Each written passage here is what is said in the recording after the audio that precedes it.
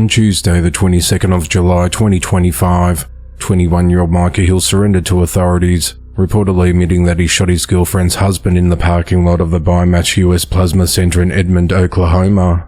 That afternoon, Micah was waiting in his girlfriend's car while she was inside the facility. The victim, her husband, approached the car window, startling Micah. The two had a prior encounter where the husband allegedly spat in Micah's face and threatened him. Frightened, Micah took his girlfriend's gun from her purse, loaded it, and exited the vehicle. The husband allegedly walked around the car, asked Micah if he was harming his children, to which Micah replied no. Micah claimed the husband then lunged at him, prompting Micah to shoot him twice. The victim entered the plasma center yelling for help, reporting that he had been shot. Witnesses called 911, and the victim's wife assisted by applying pressure to his wounds. One 911 caller reported, "We have a man in our lobby on the ground covered in blood. We heard a commotion and found him." Another said, "A gentleman came in yelling, 'Help, I've been shot,' stating that he was dying and he was on the floor." The husband was rushed to the hospital in a critical condition. Micah allegedly admitted to police that the victim was unarmed, but he said he feared for his life, believing he couldn't physically defend himself against the husband, claiming he had no choice but to shoot. Micah is charged with assault and battery with a deadly weapon, and is held at the Oklahoma County Jail on a $50,000 bond. The Biomatch US Plasma Center is cooperating with the investigation and commended its staff for their swift response in aiding the victim in contacting authorities. An Iville, Kentucky man faces felony charges after his wife showed up at a hospital with numerous injuries, stating that he had attacked her. On Thursday, the 24th of July 2025, police were called to a domestic assault complaint at Highlands ARH Regional Medical Center in Prestonburg, Kentucky.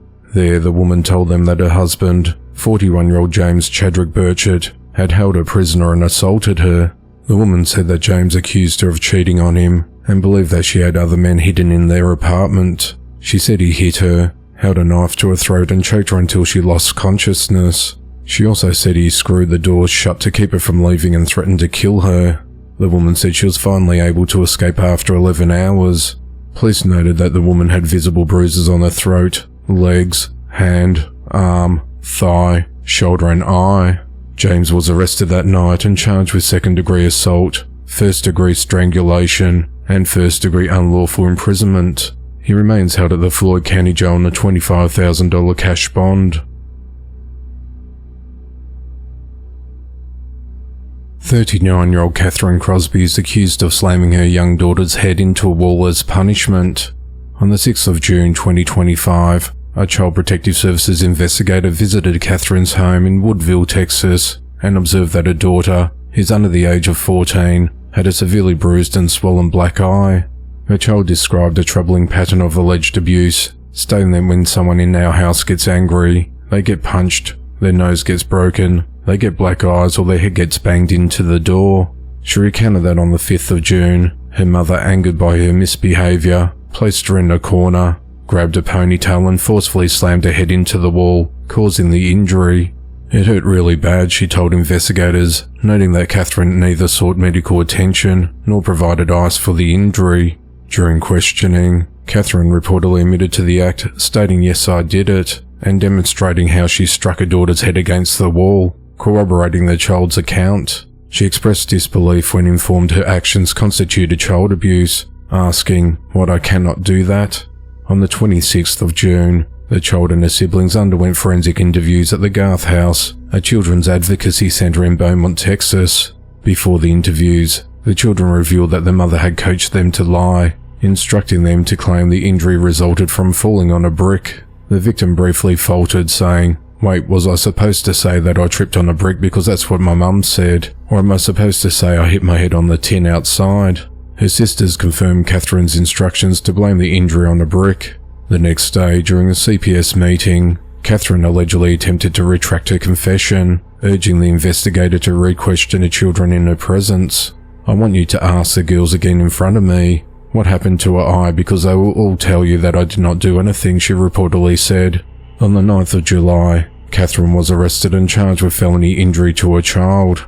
She was booked into the Tyler County Jail in lieu of a $125,000 bond and was released the following day. 30-year-old Joshua Corbett Coleman is accused of fatally shooting his wife, 22-year-old Mandy Michelle Coleman, and 68-year-old William Leroy Morey, who went to check on her. At 12:58 p.m. on the 22nd of July 2025, the Henry County Sheriff's Office received a 911 call from a neighbor reporting gunshots at a residence at 267 Meeks Road in Ridgeway, Virginia. Deputies arrived to find William dead on the road in front of the house, with multiple gunshot wounds. Inside the premises, they found Mandy deceased with a single gunshot wound to the head. Investigators learned that William had come to the Meeks Road address to check on Mandy's well-being. Sheriff Wayne Davis said that William was not related to either Coleman, though the nature of his relationship with them remains unclear. A neighbor reported seeing 2 vehicles arrive at the property before hearing gunfire, prompting the emergency call. The investigation quickly identified Joshua, Mandy's husband, as a suspect. Deputies grew concerned for the welfare of the couple's 2 children, approximately 10 months and 2 years old, who resided at the home but were unaccounted for. A coordinated effort involving the Henry County Sheriff's Office, Rockingham County Sheriff's Office, Eden Police Department, Virginia State Police, and Martinsville City Police Department was launched to locate the children and suspect. At around 2:38 p.m, a Henry County deputy conducted a traffic stop on Joshua's vehicle. Authorities found him armed with a handgun and an AR-15 rifle, with his 2 children safe and unharmed inside. He was taken into custody without incident.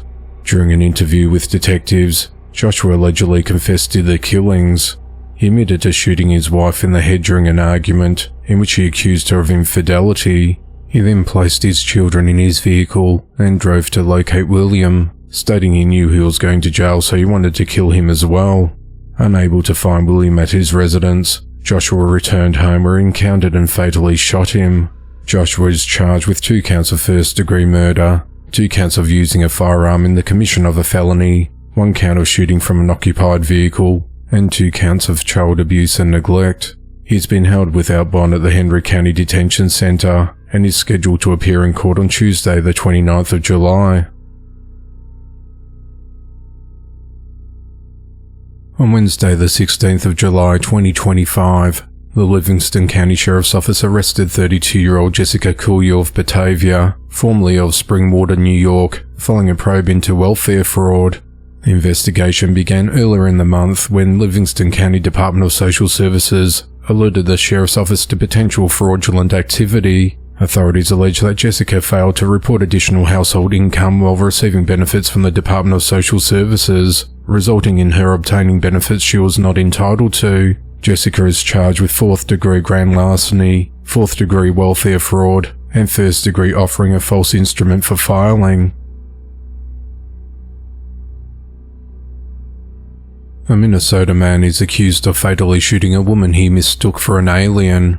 At 5:19 a.m. on Wednesday, the 23rd of July 2025, authorities responded to a residence in the 1400 block of 12th Avenue in Windham, Minnesota on reports of shots fired. When officers arrived, they found 70-year-old Katherine Voelker suffering from multiple gunshot wounds. She later died from blood loss, with an autopsy revealing she had been shot 7 times.